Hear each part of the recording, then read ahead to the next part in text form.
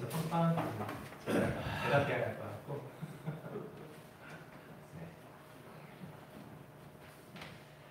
저는 오늘 여러분과 함께 고상함이란 무엇입니까? 라는 제목으로 하나님의 은혜를 나누고자 합니다. 지난 11일 오후 1시 40분 아침 7시가 조금 넘은 시간에 유도제를 맞은 저의 아내가 사모님이 출산을 했어요. 아내가 저한테 이야기하길 나는 배우하는 아빠 라고 할 만큼 제가 어렸을 때랑 아주 너무 똑같아서 이거는 뭐 잃어버릴 일도 없고, 그리고 얘가 누구 닮았는지 이제 하도 닮은 곳이 없어서 나중에 발가락까지 닮았다고 또 이런 얘기도 들은 적이 있잖아요. 듣고는 하는데요. 저기 돌아가신 큰 할아버지의 형님 닮았다고 하는 얘기 나오는데 얘는 딱 전 거예요. 그래서 보는데 야 참 그래. 그런데 다들 아시겠지만 이미도 뭐 경험하신 분이 대부분이지만 그 출산의 과정을 옆에서 지켜보는데 정말 미워지더라고요. 정말 필요 있었고, 그리고 또 성격이 막 소리 지르고 하는 그런 성격이 또 아니니까 아파요 그냥 그러고서 있는 거예요. 그래서 하나님의 은혜로 하나님 힘 주셔서 건강하게 11월 앞당겨 나왔는데도 3.28kg 나왔대요. 그러니까 건강을 다 치렀으면 3.8은 너끈히 넘었지 않았나. 근데 그 체구로 그 정도의 아이를 낳는 게 4kg대의 아이를 낳는 거랑 진리없다고 의사 선생님이 의지가 대단했다고. 보통 이렇게 중간까지 가다가 꿈꾸서는 수술하고도 남았을 텐데 위에서 정말로 이제 그 덩치가 좀 저보다 조금 못하거나 저만한 그 간호사분들이 위에서 너를 띄는데 그래서 막 눌러서 빼잖아요. 그래서 그 사진도 가슴 아프지만 찍어놨어요. 나중에 제 아들 은호를 보여주려고 너가 이렇게 태어났어. 엄마한테 잘해야지. 그렇게 하려고 얘기를 해놨어요. 아무튼 그러면서 야 진짜 대단한 어머니의 사랑을 느꼈습니다. 정말로 대단한 또 부모님의 사랑, 아버지의 사랑. 아버지도 옆에서 하는 거 없이 초조하게 왔다 갔다. 그래서 제가 화장실에서 샤워를 하는데 살이 빠졌더라고요. 한 번도 없는데. 그래서 정말 오늘도 어버이날이잖아요. 감사합니다. 수고 많으셨어요. 그래서 앞으로도 수고를 많이 하셔야겠죠. 자녀에 대한 사랑은 끊어지지가 않잖아요. 그런데 참 이런 어머니의 사랑 그리고 부모님의 간절한 사랑은 성경에서도 나오는 이야기입니다. 우리가 알다시피 오늘 우리가 읽은 이 마태복음의 말씀에서도 가나안 여인이라고 하는 그 여인을 통한 이야기가 바로 애절한 어머니의 사랑이기 때문이죠. 그 이야기를 잠시 여러분과 함께 나누자면 한 여인이 도로와 시돈 지방으로 들어가신 예수님께 찾아옵니다. 그런데 그 여인은 가나안 여인이라고 해요. 곧 이방 여인, 외국 여자였습니다. 하지만 그 여인은 너무나도 불쌍한 여자였습니다. 왜냐하면 오늘 그녀의 딸이 그냥도 아니고 흉악하게 귀신이 들려 있었던 여인이었기 때문입니다.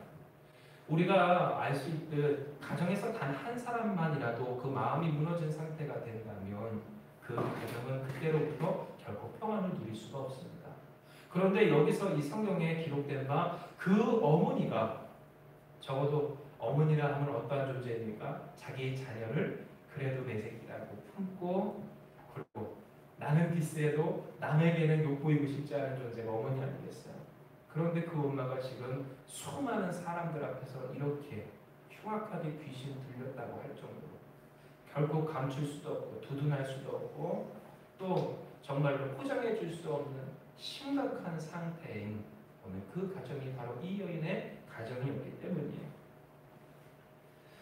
그 여인이 예수님께 나와 소리를 지릅니다. 주 다윗의 자손이여 나를 불쌍히 여기소서. 그러나 예수님은 그 여인에게 한마디도 대답하지 않으시고 반응하지 않으십니다. 그러자 여인은 계속해서 소리 지릅니다. 멈추지 않고 소리 질렀나 봅니다. 언제까지 소리 질렀는가 보았더니 제자들이 민망하게 여길 정도까지 소리 질렀던 것 같아요.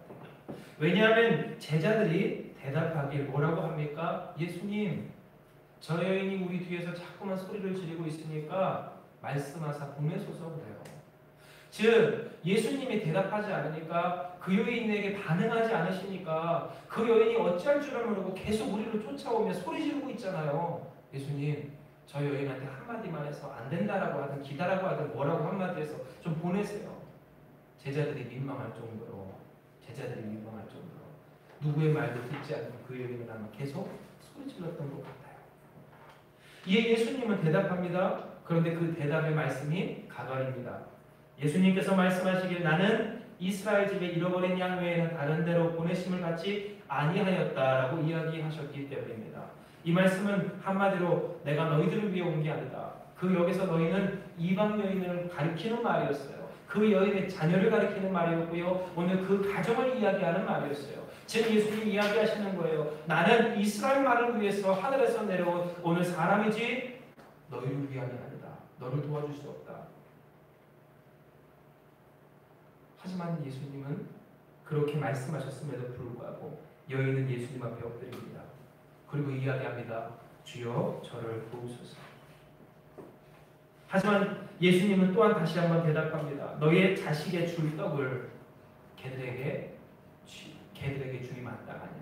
한마디로 자녀에게 줄 그 맛있는 떡을, 또한 자녀가 좋아하는 그 과자를, 자녀가 먹고 있는 입에 물고 있는 그 맛있는 빵을 뺏어서 개들에게 주는 것이 마땅하느냐. 한마디로 너희는 개요, 이 이스라엘만이 나의 자녀다. 내가 이스라엘만을 사랑한다. 내가 이스라엘만을 위해 왔다라고 예수님이 이야기하여 주셨던 말. 얼마나 비참했을지 상상도 하지 못할 오늘 그 괴로움이 여인에게 임하였을 거라는 거죠. 그런데 여인은 참 대단하게도 이렇게 이야기합니다. 예, 주님 맞습니다. 옳습니다. 나는 개입니다. 이스라엘이 당신의 자식입니다. 그런데 이렇게 이야기하는 거예요. 그러나 개들도 상에서 떨어진 부스러기를 먹지는 않습니까? 저도 그 부스러기라도 줬사오니 먹게 하여 주시옵소서. 그러자 예수님께서 우리가 읽었던 본문 28절에 이렇게 이야기하십니다. 이 예수께서 대답하여 이르시되 여자여 내 믿음이 크도다. 내 소원대로 되리라 하시니 그때로부터 그의 딸이 나으니라. 아멘. 참으로 대단한 사랑입니다. 얼마나 애절한 사랑이죠. 우리가 흔히 세상에서 이야기할 때 고상하다 고상하지 아니하다, 천박하다 천박하지 아니하다를 나누며 우리는 생각하길 고상한 것은 어떤 거예요? 꼭 지금 이런 것 같은 거예요.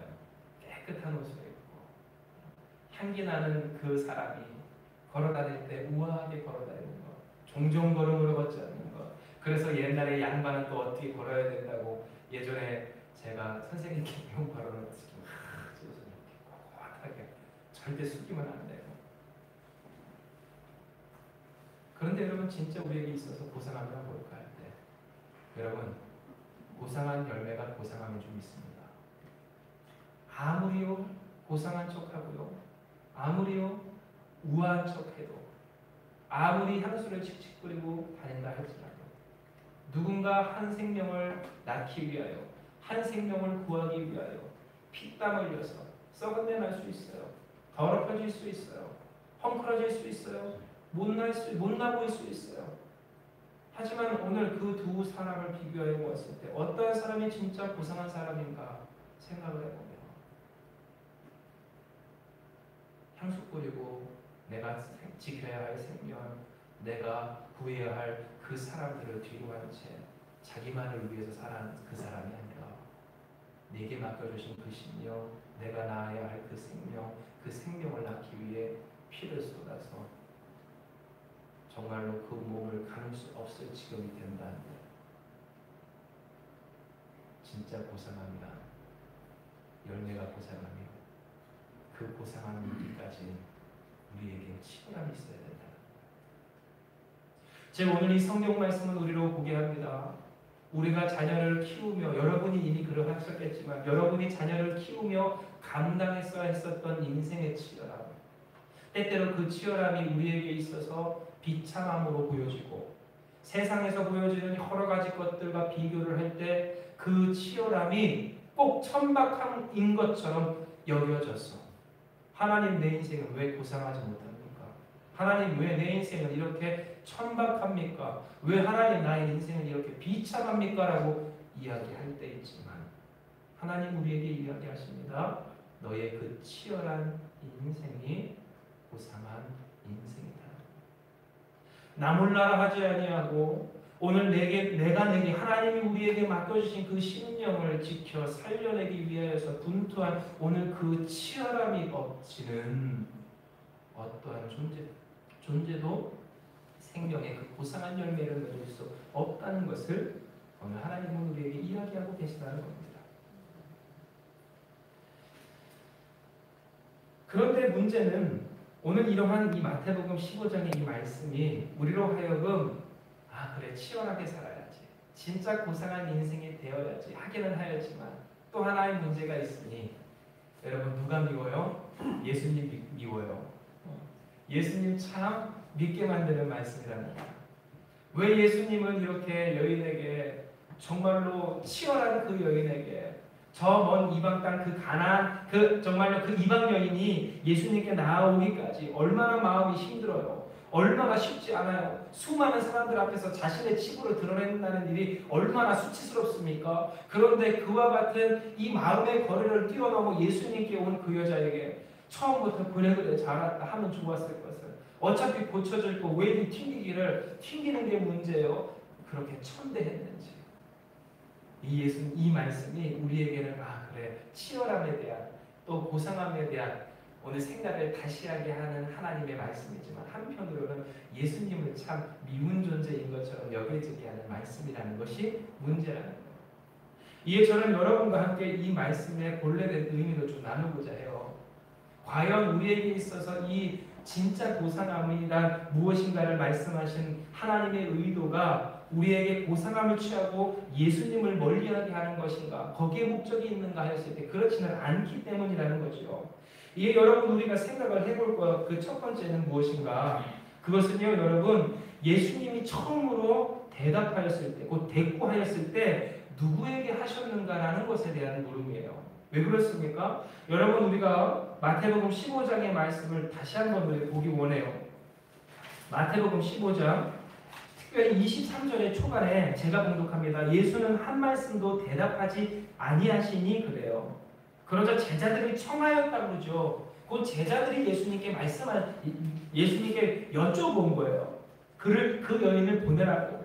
그러자 24절에 이런 말이 있어요. 예수께서 대답하여 이르시되, 현대인의 성경 세번역 성경에는 예수님이 그 여인에게 대답하여 이르시되라고 기록되어 있지만 그러나 개정개혁 우리가 알고 있는 이 성경과 또 공동번역의 성경을 보면 예수님이 그저 대답하였다라고 이야기를 하세요. 그런데 여러분 질문할게요. 예수님은 지금 누구의 물음에 대답하셨습니까? 제자들의 말에 지금 대답하셨습니다. 즉 물론 현대인의 성경과도 같이 이 말씀을 예수님은 그 여인에게 들으라고 하신 것도 맞아요. 그러나 중요한 것은 지금 그 예수님은 제자들에 둘러싸여 있고 예수님을 쫓는 무리 가운데 있었거니와 꼭 여러분 이것은요 여인에게 들으라고 하신 대답이 아니라 그 여인을 보내라고 하였던 제자들 들으라고 하는 말씀인 것 같은 오늘 그런 뉘앙스가 이 성경에 기록되어 있다는 겁니다. 이는요 여러분 우리가 무엇을 생각해보면 더욱더 짙어지는가 하였을 때 여러분 베드로가요 본래부터 이방 선교에 대한 소망이 있었던 사람입니까? 없었던 사람입니까? 없었던 사람이에요. 그래요. 맞아요. 예수님에게 찾아온 만약 그 여인이 이스라엘 여인이었다면 제자들은 예수님께 뭐라고 대답했을까요? 보내소서가 아닌 고쳐주세요라고 이야기했을 거예요. 그런데 여러분 제자들은 지금 예수님께 이렇게 묻고 있는 거예요. 예수님 보내세요. 예수님 한마디 하지 않으셨어요. 예수님이 먼저 나는 이방인들을 위해 온 것이 아니다라고 이야기하셨기 때문에 제자들이 예수님 그러니까 보내세요라고 하지 않습니다. 예수님 대꾸하지 않으셨습니다. 여인이 계속 뒤에서 소리를 칩니다. 그러자 그 여인을 보내자고 제자들이 결정하여 예수님께 요청했다는 거예요. 즉 여러분 이 말씀 가운데 지금 무엇이 있었다는 거예요? 이방인들에 대한 마음의 벽이 그 제자들과 예수님을 쫓던 유대인 무리들에게 있었다는 것을 성경은 우리에게 보여주고 있다는 거예요. 그리고 거기에 대하여서 예수님은 응해 주셨어요. 그래 보내자. 나는 너희들을 위해 온 것이지 이방 사람들을 위해 온 것이 아니다라고. 자 여기까지는 여전히 예수님 믿습니다. 그렇죠? 그런데 여러분 우리가 또 한 가지 생각해 보아야 할 것이 있어요. 이렇게 그렇다면 예수님이 응해 주시고 사람들 들으라고 그래 나는 너희들을 위해 온 것이지 그 사람들을 위해 온 것이 아니다라고 하신 이 예수님의 말씀의 의도가 무엇이었을까? 그런데 이것을 우리가 알기까지 또 하나 깨달아야 할 이 본문에 대한 이해는 여러분 예수님을 부른 그 여인의 고백 뭐라고 부르죠? 말씀을 보세요. 마태복음 15장 여기 22절의 말씀. 가나안 여자 하나가 그 지경에 나와서 소리를 질러 이르되 같이 했습니다. 시작. 주 다윗의 자손이여 나를 위하소서. 주 다윗의 자손이여 나를 불쌍히 여기소서.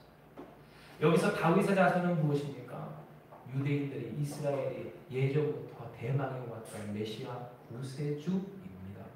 그런데 이 메시아를 헬라어로 바꿔 말하면 뭘까요? 그리스도예요.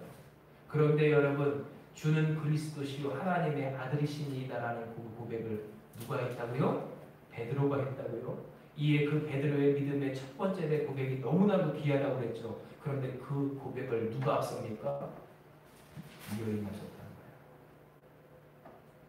천박해 보이고 비참해 보이고 어리석어 보이고 부끄럽고 수치스러운 그 인생, 정말로 어렵기만 한 그 불쌍한 인생이 누구를 앞섭니까? 예수님의 수제자라던 그 베드로를 앞섭니다. 다윗의 자손이요. 그녀가 그렇게 고백했다는 겁니다. 즉 여러분 이것은 우리로 하여금 무엇을 깨닫게 합니까? 이 여인에게 이미 예수님께서 그녀를 고칠 만한 충분한 믿음이 있었다는 것을 우리에게 성경은 기록해요.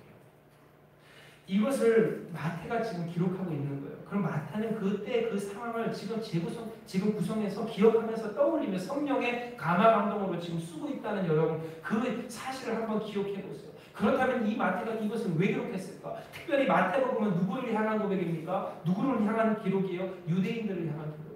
즉 그 유대인들은 나 자신만이 하나님의 백성이요 내가 하나님께 택정함 받았고 오늘 나를 위한 하나님의 구원만이 있다라고 생각하던 그 사람에게 신앙의 정통성을 따지며 오늘 그들의 그래요 정말로 정당성이랄까요? 하나님의 즉자라고 하나 정말로 예정된 하나님의 본래의 자녀 원뿔이라고 생각하던 그 사람들에게 기록된 말씀이 마태복음이거니와 지금 무엇을 이야기하고 있습니까? 너희를 앞선 베드로의 고백을 앞선 믿음의 수제자를 앞선 고백이 그 여인에게 있었음에 예수님은 이 사실을 이미 들으시고 침묵하셨다는 것을 기록하고 있었다는 거예요. 즉 제자들은 그곳에 있는 사람들은 아무도 몰랐어요. 그녀가 그렇게 고백하는 바의 진짜 본래된 뜻을요. 다윗의 자손이라고 부르는 그 여인의 고백을 그 사람들도 함께 들었지만 그들은 무엇에 집중합니까? 그 여인의 출신과 그 여인의 성분과 그 여인의 형편과 그 여인의 몰골과 그 여인의 현실에 집중하였거니와 이미 예수님께는 무엇이 들렸다는 거예요. 그래 내 믿음이 참 좋다. 정말로 내 믿음이 크도다 할 그 고백이 그 여인에게 있었으니 이미 예수님은 아셨으니 이 마태복음에 기록돼 있었더라는 거죠. 즉 이것은 우리로 하여금 무엇을 깨닫게 합니까? 오늘 이 말씀이 그리고 그 예수님의 아무 말도 하지 않으시다 여인을 내치셨던 그것이 예수님의 계획된 이렇게 말하면 조금 그렇지만 퍼포먼스였어요. 그 여인은 몰랐어요. 예수님이 어찌 하실지 몰랐어요. 예수님께 붙들리는 것밖에 방법이 없었어요. 그러나 성령이 그녀를 주장하셨고요. 그리고 예수님도 그 성령의 역사하신 안에서 하나님의 뜻대로 치우셨던 계획대로 선포였어요. 곧 그들과 함께 곧 예수님과 함께 있었던 말씀하시고자 하는 것이 있어 이와 같이 행하신 것임을 우리는 이 본문의 말씀을 통하여 깨달을 수 있다라는 겁니다. 이에 우리는 물어야 합니다. 그렇다면 예수님께서 이 마태복음 15장의 말씀으로 이야기하고자 하신 것이 무엇인가? 그런데 여기서 우리가 주목해야 할 세 번째 물음이 있으니 그것은 예수님이 무엇을 대답하셨는가였어요. 여러분, 예수님은 무엇을 대답하십니까? 병 고침을, 귀신 쫓음 이야기하지 않으십니다. 우리로 따지면 문제 해결을, 사업 성공을, 혹은 오늘 우리가 갖고 있는 인생의 결핍의 해소를 말씀하지 않으셨다는 거예요. 예수님 무엇을 말씀하십니까? 떡을 이야기하십니다. 양식을 이야기하십니다. 자녀에게 줄 떡을 내가 취하여 개들에게 던짐이 마땅하지 아니하다. 예수님 이야기하셨다는 거예요. 오늘 이것은 우리로 하여금 생각하게 합니다.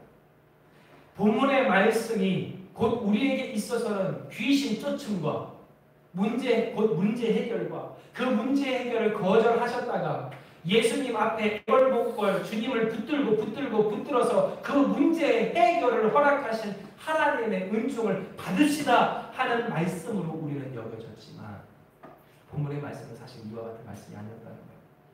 마태가 기억하고 또한 전하고자 했던 이 본문에 기록된 그때의 그날의 사건은 진짜 이 사건의 중요한 일은 그 목적은 다른 곳에 있었다는 거예요. 바로 생명의 양식이신 예수님에 있었다는 것을 본문은 오늘 우리가 깨닫게 합니다. 요한복음 6장 53절에서 58절의 말씀을 보면 자신을 스스로 떡에 비유하사 말씀하시는 이 예수님의 말씀이 다시 한번 기록되어 있습니다. 요한복음 6장 53절에서 58절의 말씀 우리 주보에도 있습니다. 같이 한번 공독합니다. 시작. 예수께서 이르시되 내가 진실로 진실로 너희에게 이르노니 인자의 살을 먹지 아니하고 인자의 피를 마시지 아니하면 너희 속에 생명이 없느니라.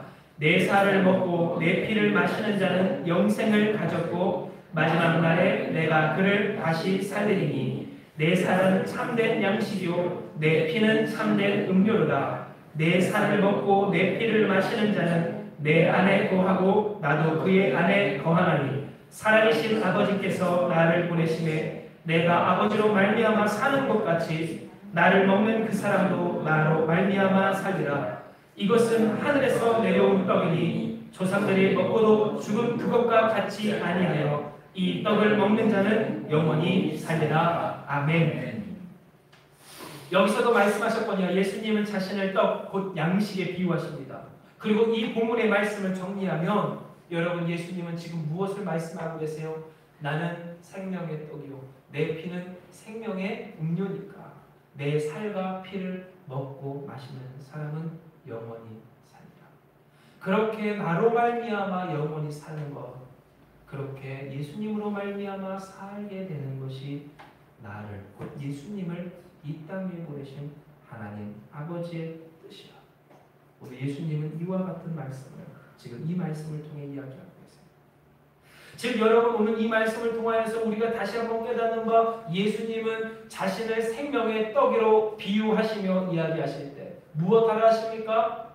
다른 것 이야기하지 않으십니다. 한번 따라합시다. 예수님으로 말미암아 살아가라 이야기하고 계시다는 거예요. 예수님은 생명의 떡이시오. 오늘 예수님의 보혈은 생명의 음료요. 오늘 그 피와 살을 먹고 마시는 자는 죽지 아니하고 영원히 살리라. 곧 예수께서 하나님으로 말미암아 사는 것 같이 그 사람도 예수님으로 말미암아 살리라 하시는 이 음성이 이들에게 들려질 때 예수님은 그곳에서 생명의 양식인 나를 먹고 마심으로 문제 해결하고 생명의 양식인 오늘 나를 먹고 마심으로 말미암아 네 소원을 이루고 생명의 양식인 오늘 나를 먹고 마심으로 말미암아 내가 정말로 평안하게 살고 하는 것을 이야기하시지 아니하고 그래 문제가 있든 어려움이 있든 오늘 하늘에서 공급하여 내려온 나를 먹고 마심으로 내가 네 안에 있어 그것으로 말미암아 내가 살게 되길 원하노라. 주님이 지금 이렇게 이야기하고 계셨다는 거죠. 오늘 이 말씀을 그러므로 요한복음의 말씀과 오늘 본문의 이 마태복음의 말씀을 우리가 합해서 함께 이해한다면 이제 우리는 깨닫게 되는 거예요. 자신을 떡으로 비유하신 예수님, 하늘에서 내려온 양식으로 말씀하신 예수님, 오늘 그 예수님이 지금 귀신 들린 딸을 위하여 예수님 앞에 나온 그 여인을 통하여 그 예수님이 지금 무엇을 이야기하고 계시는 거예요? 나로 말미암아 살아라. 나로 말미암아 살라. 그러면 된다라고 이야기하고 계시는 거예요. 너희는 과연 이 여인과 같은 나로 말미암아 살고자 하는 치열함이 있느냐라고 예수님은 지금 묻고 계시는 거예요. 조금만 너희의 삶에, 너희의 뜻에, 너희의 생각에, 너희의 기분에 틀어지면 삐지고 토라지고 고상하지 못하다 천박하다 왜 그렇게 치열해야만 하느냐고 물으며 예수님께 등 돌리는 너희가 곧 그래서 예수님은 십자가에 못 박고 간 그 유대인들에게 말씀하시게 너희가 훗날 내가 부활하 해서 그 복음이 너희에게 다시 전해질 때 기억해야 하리라는 거예요.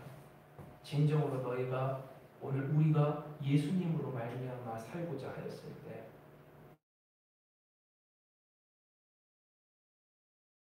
오늘 우리가 되고자 하였을 때 우리가 취해야 할 스탠스 곧 그 자세가 어떠한 자세인가? 이와 같은 치열함이 있어야 된다는 거예요. 이와 같은 간구함이 있어야 된다는 거예요. 이와 같은 어떤 것에서도 포기할 수 없는 오늘 간절한 간곡함이 있어야 된다는 거예요.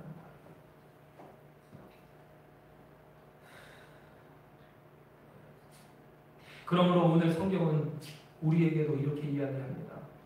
진정 그 생명의 양식이신 예수 그리스도를 먹고 마심으로 주님으로 말미암아 사는 우리들이라고요. 여러분 우리가 되돌아보기 원해요. 우리는 지금 무엇으로 말미암아 먹고 살고 있습니까? 여러분은 지금 무엇으로 말미암아 여러분의 인생을 누리고 있다라고 생각하십니까? 오늘 우리에게 주어진 이 현실을 바라보며 그 현실의 여러 가지 사건을 통하여서 일희일비하며 하나님을 원망할 때 있고 예수님을 멀리할 때가 있지는 않는지 우리는 한번 되돌아보아야 할 거예요. 진실로 오늘 우리가 살아갈 때 내가 바라고 내가 소망하는 그것이 있으면 내 삶이 상쾌해지고 내가 원하는 그 일이 이루어지면 나의 인생이 혹은 나의 가정이 혹은 이 나라가 이 세계가 해결되고 문제가 풀어지고 정말로 모든 갈등이 해소될 것처럼 생각하고 있지는 않는지 여러분들은 되돌아봐야 된다는 거예요. 여러분 오직 구원은 우리 주님께 있는 줄 믿으시기 바랍니다. 다른 것이 있지 않다. 지금 그 여인은 자신의 인생에 그 누구도 풀지 못한 귀신 들린 딸의 문제를 예수님 앞에 안고 나와요. 그러나 그 여인의 고백에는 지금 무엇이 있는 거예요? 예수님, 나를 불쌍히 여겨달라는 고백이 있어요. 그 귀신을 내쫓으면 내 인생의 문제가 해결됩니다라는 말이 아니라 예수님이 나를 불쌍히 여겨주시면 내가 된다라고 말을 하고 있는 거예요. 이것은 여러분 지금까지 우리가 해봤던 수많은 고백과는 달라요. 하나님 이 문제 풀어주시면 내 인생이 해결됩니다. 뭘 해결돼요? 지난주에 우리 여러분이 함께 나눴죠. 푼다고 그 인생이 무조건 존귀해집니까? 잘못 풀면 엉킵니다. 엉키면 잘라야 돼요. 풀 능력이 없으면 잘라야죠. 그런데 여러분 자 가만히 보세요. 어설프게 풀었다가 엉켜서 자르는 것 어디서 많이 본 모습 아닙니까? 세상 사람들이 많이 하는 인생이에요. 그러나 여러분 우리 예수 믿는 사람은 어떠한 사람들입니까? 엉켰던 것도 다시 풀어 아름다운 하나님의 말씀에 그 의복을 만드시는 역사, 은혜 가운데 있는 자들인 줄 믿습니다. 즉 우리가 소망해야 할 것은 그리스도의 궁일이 여기신다는 거예요. 오늘 우리가 사모해야 할 바는 우리의 생명의 병신, 나로 살게 하시는 유일한 주님인 오늘 그 예수님으로 말미암아 사는 이 한 가지였다는 거죠. 그러므로 여러분 오늘 이 시간 우리가 이 치열한 정말로 제대로 된 고상함 가운데 있는 우리가 되길 간절히 소망하고 축복합니다. 세상에 많은 사람들은 꼭 믿는 사람들마저도 이렇게 아름다운 의복을 입는 것이 고상함이라고 착각할 때가 많이 있어요. 아름다운 옷을 입고 향기를 품고 그래서 블링블링한 여러분 그래요. 할 수 있는 만큼 하나님 앞에서 아름답게 하고 오시는 것도 나쁘지 않아요. 그런데 여러분 아름다운 옷을 입음으로 말미암아 우리가 해야 할 바를 하지 못하고 묻혀야 할 피를 묻히지 못하고 닦아줘야 할 그 땀을 닦아주지 못한다면 여러분 그게 고상함이겠습니까? 게으름이겠습니까? 방종이지 않겠습니까? 우리는 되돌아봐야 하는 거예요. 그러므로 저는 여러분과 함께 다음 요한복음 4장 32절과 38절의 말씀을 마지막으로 묵상하고 말씀을 마치고자 합니다. 예수님은 이야기하세요. 우리에게 그 생명의 떡을 취하는 방법이 무엇인가? 생명의 떡이신 예수님으로 말미암아 사는 방법이 무엇인가? 여러분, 우리가 같이 요한복음 4장 32절에서 38절의 말씀을 같이 공독하기 원합니다. 시작. 그 사이에 제자들이 청하여 이르되 라피어 잡수소서. 이르시되 내게는 너희가 알지 못하는 먹을 양식이 있느니라. 제자들이 서로 말하되 누가 잡수실 것을 갖다 드렸는가 하니 예수께서 이르시되 나의 양식은 나를 보내신 이의 뜻을 행하며 그의 일을 온전히 이루는 이것이니라. 너희는 넉 달이 지나야 추수할 때가 이르겠다 하지 아니하느냐. 그러나 나는 너희에게 이르노니 너희 눈을 들어 밭을 보라. 피어져 추수하게 되었도다. 거두는 자가 이미 삭도 받고 영생에 이르는 열매를 모으나니 이는 뿌리는 자와 거두는 자가 함께 즐거워하게 하려 함이라. 그런즉 한 사람이 심고 다른 사람이 거둔다 하는 말이 옳도다. 내가 너희로 노력하지 아니한 것을 거두러 보내었노니 다른 사람들은 노력하였고 너희는 그들이 노력한 것에 참여하였느니라. 아멘.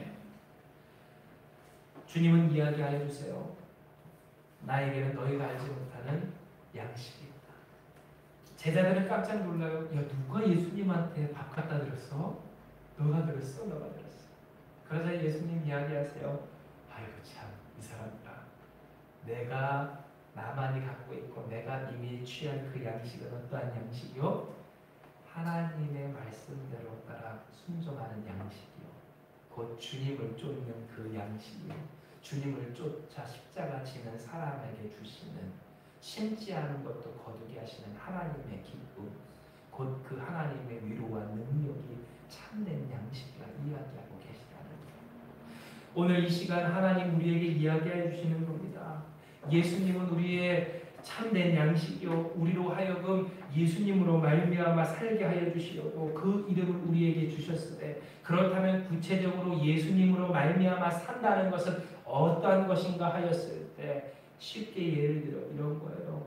여러분, 제 친구 중에 이제 저보다 인생에 선배된 친구가 몇 있어요. 벌써 둘째를 임신하여서 출산한 친구가 이제 도봉지방에 있는데 목사님이에요. 그 목사님이 저한테 이야기해요. 되게 행복한데 되게 피곤할 거예요. 행복해. 피곤해. 그래서 때로는 이 아기를 잡고 어르고 달래다가 집어 던지고 싶을 때도 있다고. 그래서 자기는 집어 던졌대요. 어떻게? 이렇게 이런! 이렇게 던졌다고. 세게는 참아 던지지 못하고 너무너무 자지 않고 피곤하고 그러니까 눈물이 막 흐른다는 거예요. 피곤해서. 여러분, 그때를 생각하십시오. 그 치열함을 잊지 마세요. 그런데 그 치열함 가운데 뭐가 있습니까? 위로가 있습니다. 생명이 주는 위로와 능력이 있더라라는 거예요. 자녀를 키우는 어머니의 말을 되돌아볼 때 여러분, 그 어머니들이 주로 하는 말이 뭐예요? 내가 그 아이를 키우는 줄 알았지만 그 아이가 나를 지탱해주고 있었다라는 말을 여러분 들어본 적 없으세요? 여러분, 이와 같습니다. 우리가 예수님으로 산다는 것, 그것은 단순히 예수님 하면서 산다는 것이 아니에요. 오늘 그 예수님을 쫓는 일인 줄 믿습니다. 예수님을 쫓을 때 어떻게 쫓습니까? 예수님이 맺고자 하는 그 생명을 낳고자 우리가 분투하는 우리 십자가를 짊어지고 주님을 쫓아가는 그 일인 줄 믿어요. 그런데 왜 그 일이 우리에게 살아가는 일이 될까요? 왜 그것이, 그 고통이, 그 천박함이, 그 비참함이, 그 치열함이 우리에게 능력이 될까요? 그것은 그 치열함 가운데 주님이 받게 하시는 생명의 능력이 있기 때문이에요. 생명으로 주시는 위로가 있기 때문이에요. 위안이 있기 때문이에요. 기쁨이 있기 때문이에요. 오늘 그 위로와 기쁨이 여러분의 인생과 가정 가운데 있기를 간절히 축원합니다. 이와 같은 역사의 주인공과 당사자 되세요. 이와 같은 일, 곧 생명을 위하여 분투하는 이 일은요 결코 천박한 일이 아닙니다. 갈라디아서 4장 19절의 말씀이에요. 주보에 있어요. 제가 공독할게요. 나의 자녀들아, 너희 속에 그리스도의 형상을 이루기까지 다시 너희를 위하여 해산하는 수고를 하니. 사도 바울의 고백입니다. 갈라디아 교회를 위한 고백입니다. 율법주의에 다시 한번 흔들리고 빠져버린 그 갈라디아 성도들을 위하여 사도 바울은 다시 한번 뭐라고 고백해요? 여러분이 그리스도의 형상을 입기까지 나는 해산하는 수고를 다시 한번 겪는다 할지라도 개의치 않습니다. 지금 사도 바울은 이야기하고 있다는 거예요. 여러분, 이것은 우리에게 무엇을 증거합니까? 누군가를 위하여서 희생하고 수고하고 헌신하고 분투하다가 그 사람들은 아름답게 되고 영원하게 되는 것 같은데 나는 이렇게 비참하게 되는 것 같고 어려워지는 것 같고 힘들게 되는 것 같고 나만 희생하는 것 같은, 오늘 여러분 그것이 따라합시다. 이 고생이 고상함입니다 라고 성경은 우리에게 증언하고 있다는 것. 고상한 인생 되시길 축원합니다. 여러분, 이와 같은 역사의 주인공과 당사자 되세요. 말씀을 마치며 하나님은 우리에게 이야기하고 계십니다. 너희에게는 이와 같은 치열함이 있느냐? 이와 같은 분투함이 있느냐? 치열함을 천박함이라 부르지 않냐고. 그 생명을 낳기 위한 그 치열함을 진짜 고상함으로 여기지 않아 생명으로 말미암은 기쁨과 위안과 능력 가운데 살아가고 있느냐? 오늘 여러분, 주님으로 말미암아 살아가는 우리가 되게 소망합니다. 주님을 쫓으므로, 주님을 따르므로, 피 흘린다 할지라도, 내가 땀 흘린다 할지라도, 여러분, 오늘 우리가 주님을 바라보므로 이와 같은 역사의 당사자 되기 원해요. 아내가 출산을 하면서 참 은혜 받고 또 깨달음이 되었던 것은, 너무너무 아프니까 이제 눈도 못 떠요. 손도 못 잡게 하는 거예요. 너무너무 아프니까 몸을 부들부들 떨면서. 여러분이 다 그렇게 하셨죠? 제 아내가 그러는 거예요. 곧 이 진통이 정말로 극심하게 올 때 주여 주여 주님 부르는 여러분 우리가 되기 원해요. 우리 어렵고 우리 힘들고 우리 기분 나쁘고 우리 짜증날 때 주여 그 정도 선에서 부르는 게 아니라 여러분, 해산하는 수고를 위해서 주여를 부를 줄 아는 게 원합니다. 적어도 그 정도 수준이 되는 우리 한마음교회가 되기 원해요. 힘든 거 당연하죠. 어려운 거 당연하죠. 그러나 그 길을 걷는 그 일이 우리에게 보게 될 줄 믿습니다. 거기에 생명이 있어요. 오늘 시간 이 말씀 붙들고 같이 기도하기 원해요. 기도하겠습니다. 할렐루야. 사랑과 은혜가 충만하신 하나님, 오늘 이 시간 우리가 주님의 그 말씀을 듣습니다.